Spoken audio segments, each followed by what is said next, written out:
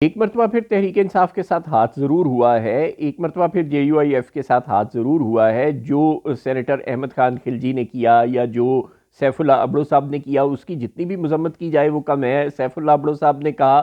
26ویں آئینی ترمیم کے وقت میرے خاندان کے 10 لوگوں کو اٹھا کر لے گئے تھے اہل قوت، جن میں ان کی مسز بھی شامل تھیں، جی ہاں ان کی اہلیہ کو بھی گرفتار کر لیا گیا تھا۔ انہوں نے رونا رویا کہ تحریک انصاف کے لوگوں نے ان کے حق میں کوئی آواز نہیں اٹھائی۔ ویسے یہ رونا شاہ محمود قریشی صاحب اور ڈاکٹر یاسمین راشد صاحبہ اور ان کے گھر والے اور بے شمار ایسے دیگر اسیران اور ان کے خاندان کے لوگ بھی اٹھا سکتے ہیں،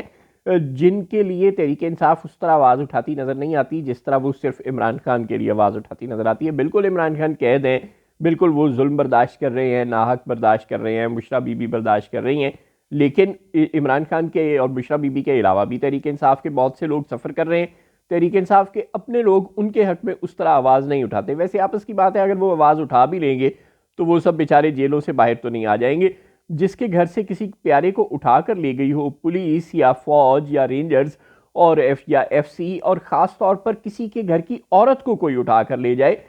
کسی سیدھی سادی گھریلو عورت کو، سیف اللہ ابڑو کی بیوی کو اگر اٹھا کر لے گئے اہل قوت اس جرم کی پاداش میں کہ وہ ووٹ نہ دے پی ٹی آئی کے حق میں، تو پھر وہ بیچارے کیا کریں؟ یہ بھی ایک سوچنے کی بات ہے۔ سینیٹر زرقا تیمور نے کل ووٹ نہیں دیا، لیکن وہ روئیں ایوان میں، انہوں نے کہا میرے بیٹے کو، جی ہاں سینیٹر زرقا تیمور کے بیٹے کو 26ویں آئینی ترمیم کے وقت اٹھا کر لے گئے تھے، اور ان کا بھی یہی شکوہ ہے کہ تب سے لے کے آج تک تحریک انصاف مجھے ڈسون کیے ہوئے ہے، لیکن میں نے کل بھی ووٹ نہیں دیا تھا نون لیگ کے حق میں اور آج بھی میں نے ووٹ نہیں دیا۔ مگر یہ کہ ظاہر ہے وہ انڈر تھریٹ تو تب بھی ہوں گی، اور اب بھی آج بھی پتہ نہیں ڈاکٹر زرقا تیمور پر کتنی مشکلات ہوں گی، سیف اللہ ابڑو پر پتہ نہیں کتنی مشکلات ہوں گی، جس کے گھر سے آپ کسی کی عورتوں کو، بچوں کو اٹھا کر لے جائیں تو وہ بیچارے کیا کریں؟ پاکستان میں سیاست کرنا بہت مشکل ہو گئی ہے۔ اور احمد خان خلجی صاحب جو کہ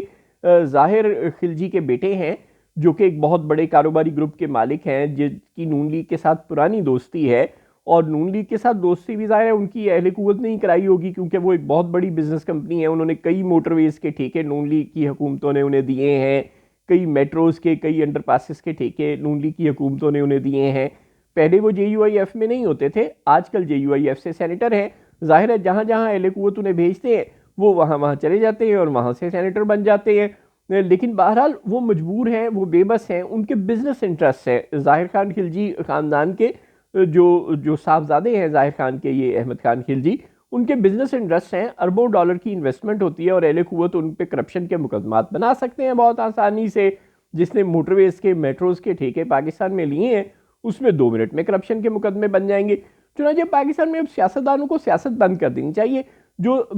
کہہ رہے ہیں فیصل وارڈا، آپ کو اچھا لگے یا برا لگے، لیکن وہ کہہ رہے ہیں کہ آپ کو جمہوریت کا بڑا شوق ہے نا، آپ کہتے ہیں کہ ابھی بھی 27ویں آئینی ترمیم منظور نہیں ہوئی، جب سینٹ سے منظور ہو گئی ہے تو آپ کو ابھی تک بھی یقین نہیں آ رہا کہ منظور نہیں ہوئی۔ آپ 28ویں کی تیاری کریں، آپ 27ویں کا ذکر کرنا چھوڑ دیں۔ آپ نے یہ تقریریں پارلیمنٹ میں سننی ہوتی ہیں، یہ سب ڈرامہ ہے، اس میں آپ کو کیا دلچسپی ہے؟ تو یہ بات بالکل وہ صحیح کہہ رہے ہیں، یہ سب ڈرامہ ہے، ڈھکوسلا ہے۔ پاکستان میں کسی قسم کی جمہوریت نہیں ہے، یہ سب لوگ سٹوجز ہیں، پپٹس ہیں، کٹ پتلیاں ہیں۔ جو لوگ نون لیگ، پیپلز پارٹی اور حکومتی اتحادی جماعتوں میں ہیں وہ بھی کٹ پتلیاں ہیں، اور جو مخالف سیاسی جماعتوں میں ہیں، آج سینیٹر علی ظفر ہی کیوں نہ ہو، آج کوئی اور جو بڑا سرکردہ قسم کا علامہ راجہ ناصر عباس ہی کیوں نہ ہو، ان کے بچوں کو، بیویوں کو، گھر کے عورتوں کو اٹھا کر اگر پولیس فوج لے جائے اور ان کو مجبور کر دے گن پوائنٹ پر کہ چلو اب تم نے ووٹ ہمارے حق میں دینا ہے، تو یہ بیچارے بھی کیا کریں گے؟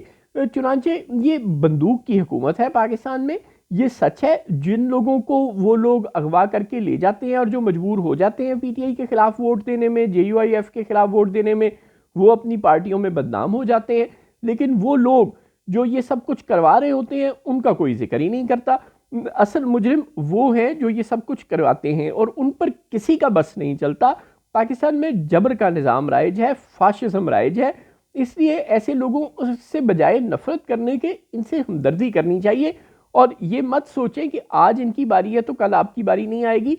کل کسی بھی وقت کسی کے بھی خاندان کے لوگوں کو یہ لوگ اٹھا کر لے جائیں گے تو پھر آپ لوگ کیا کریں گے؟ چنانچہ یا تو یہ نظام اب بدل دیا جائے، یا ہم سب پاکستانی کہیں ہجرت کر کے چلے جائیں، یا حسن نثار کے فارمولے کے تحت مرسی کلنگ کا فارمولہ اپنایا جائے اور غریبوں کو انسانی ہمدردی کے تحت دنیا سے رخصت کر دیا جائے. اس طرح کا کچھ فارمولہ اگر چل جائے تو چل جائے, ورنہ اب پاکستان میں رہنا, سیاست کرنا, بزنس کرنا, کوئی بھی کام کرنا ناممکنات میں سے ایک ہوتا چلا جا رہا ہے.